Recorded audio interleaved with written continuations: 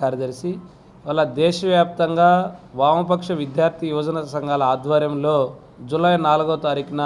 KG నుంచి PG వరకు విద్యాసంస్థల బంద్కు పిలుపునివ్వడం జరుగుతుంది. ప్రధానంగా అందరికీ తెలిసిన విషయమే, నేషనల్ టెస్టింగ్ ఏజెన్సీ నిర్వహణకి పరీక్షల ఫలితాలు వాళ్ళు విడుదల చేసిన తర్వాత, ముఖ్యంగా నీట్ యూజీ పరీక్ష ఫలితాలు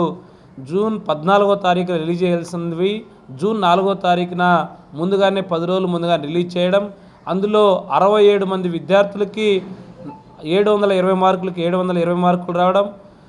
సుమారుగా 1560 మంది విద్యార్థులకి గ్రేస్ మార్కులు కలుపుతూ గతంలో ఎన్నడూ లేని పద్ధతుల్లో అర్థం కాని రీతిలో గ్రేస్ మార్కుల వలన 718 719 మార్కులు రావడము మనం చూసాం. ఈరోజు నీటి పరీక్షా ఫలితాలపై దేశవ్యాప్తంగా విద్యార్థి సంఘాల ఆధ్వర్యంలో నిరసన చేసిన తర్వాత లీకేజ్ జరిగిందని చెప్పేసి విద్యార్థి సంఘాలు ఆరోపించిన తర్వాత ఎన్టీఏ ఈరోజు విచారణ జరపకుండా, కేంద్రంలో ఉన్నటువంటి ప్రభుత్వం విచారణ జరగకపోవడం వలన ఈరోజు లీకేజీలు బయట రాలేదు. పెద్ద ఎత్తున విద్యార్థి సంఘాలు పోరాటం చేసిన తర్వాత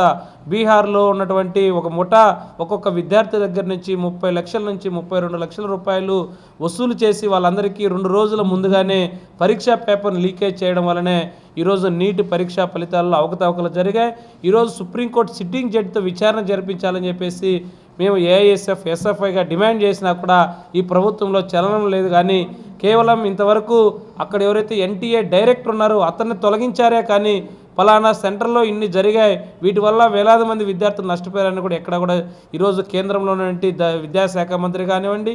నరేంద్ర మోడీ కానీ ఈరోజు ఎక్కడా కూడా మాట్లాడిన పరిస్థితి లేదు. అదే కాకుండా నేషనల్ టెస్టింగ్ ఏజెన్సీ రీసెంట్గా నిర్వహించినట్టు యూజీసీ నెట్ పరీక్ష కూడా ఈరోజు సుమారుగా 12 రాష్ట్రాలు